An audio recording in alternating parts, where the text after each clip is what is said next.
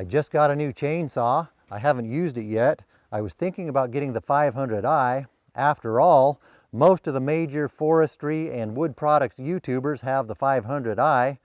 That's what it's all about, isn't it? Keeping up with the YouTubers. I'm going to go into why I decided to not go with the 500i, why most of you should probably forget about the 500i, and why this saw that I don't hear talked about much might be the better choice. A lot of the YouTubers in some ways live in a different world, especially the more successful ones. They have different incentives. They might go buy a 500i, even though they really don't need one, because that's the trendy saw. It's the one people are talking about, the one a lot of people are drooling over. They know if they go buy a 500i, do a video about it, that might bring in enough views to justify it. Most people don't live in that world. I can't say it hasn't crossed my mind a time or two to do the same. Okay, considerably more than just a time or two. But now you have every YouTuber and his chicken out there buying a 500i. Now everybody else and their chicken thinks they need to get a 500i too to keep up with the YouTubers.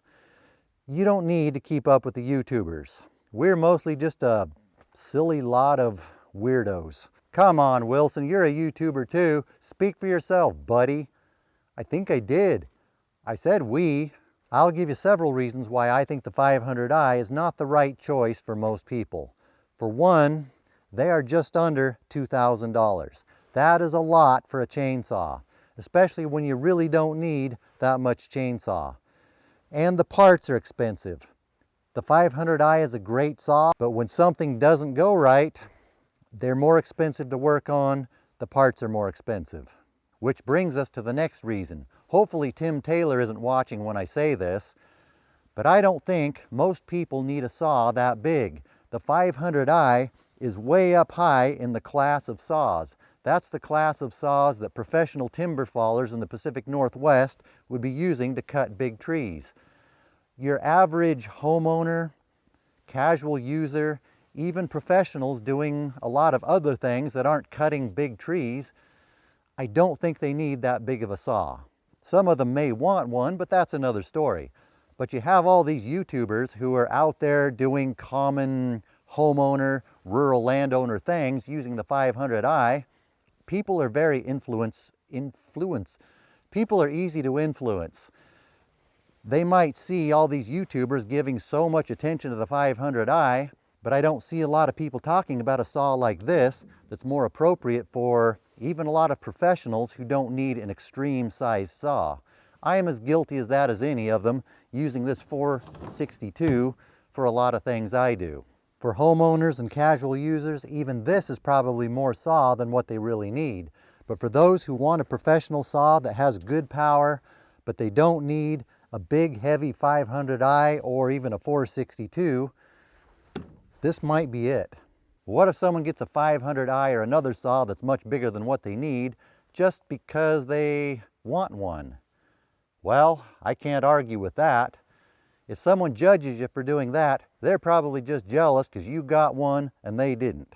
I haven't even started this yet, but we're going to take it out in the woods, give it a try, make some trees fall down and go boom, see how well it works.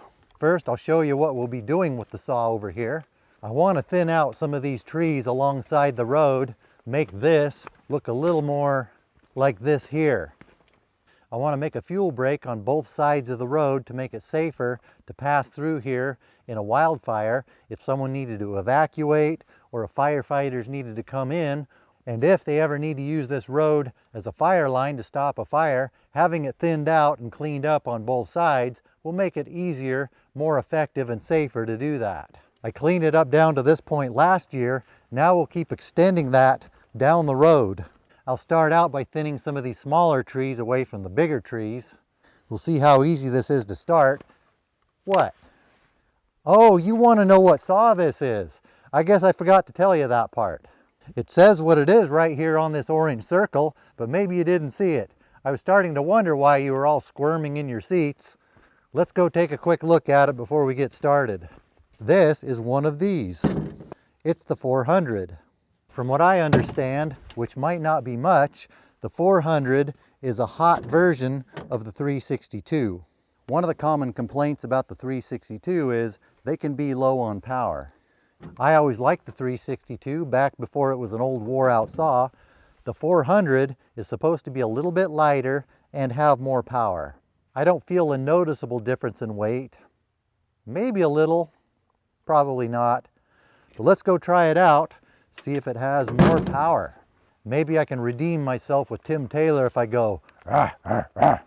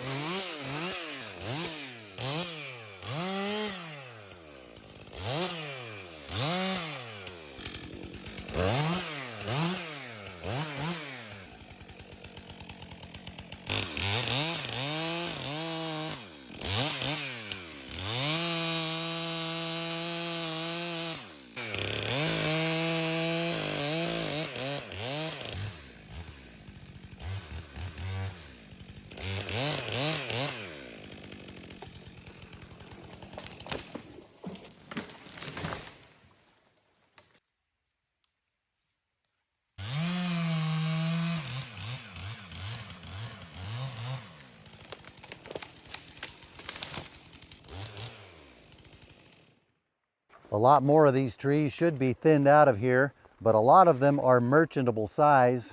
A lot of these could be sold as logs or put on the mill, cut into lumber, but I'm going to leave them for now until I'm ready to do that.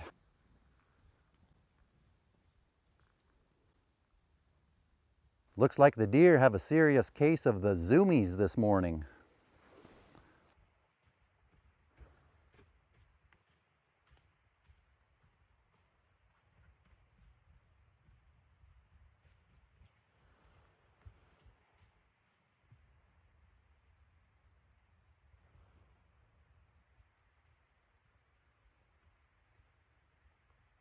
It seems to be getting the job done. I have the short bar on here. This is a 24. I do like my 32s, but for this kind of thinning, a 24 is actually a nice bar.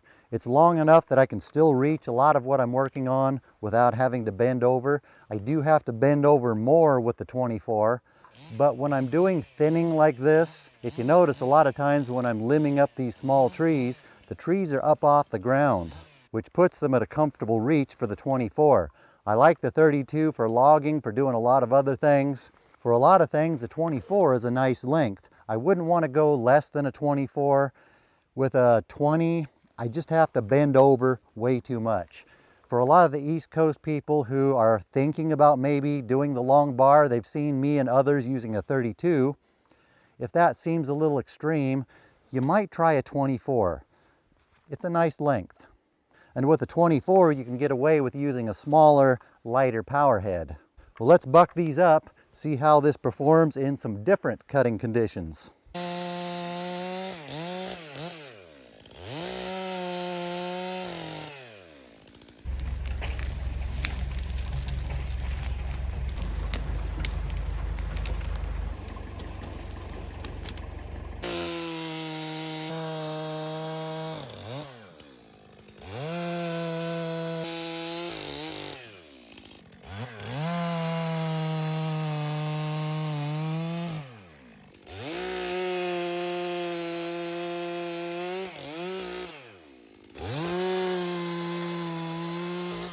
One of the things I don't like when I buy Stihl gas,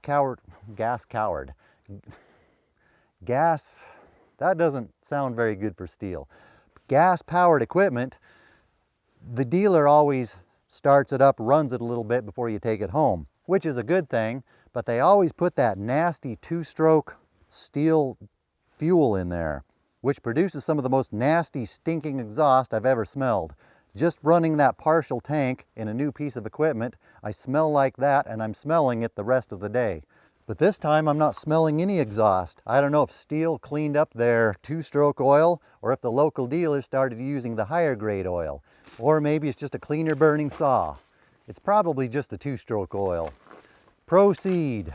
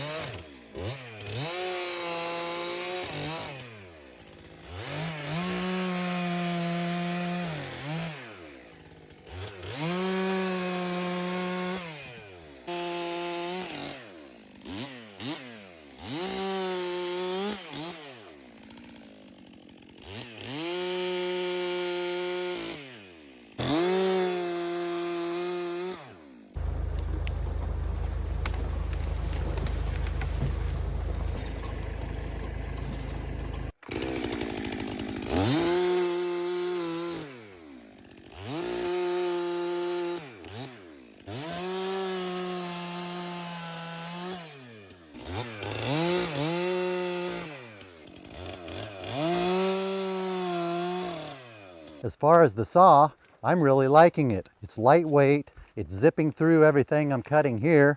Of course, this is all small material. I could test it on bigger material, but I don't have any big trees around here I want to cut down. Well, I do over there, but it's too muddy to get to them. We'll have to try that when the timing is less muddy. Just to clarify, sometimes you have to do that on YouTube. I am not trying to diss on the 500i or any other saw. Some people do need a saw that big. For them, the 500i might be a great choice. From what I hear, it's a really good saw.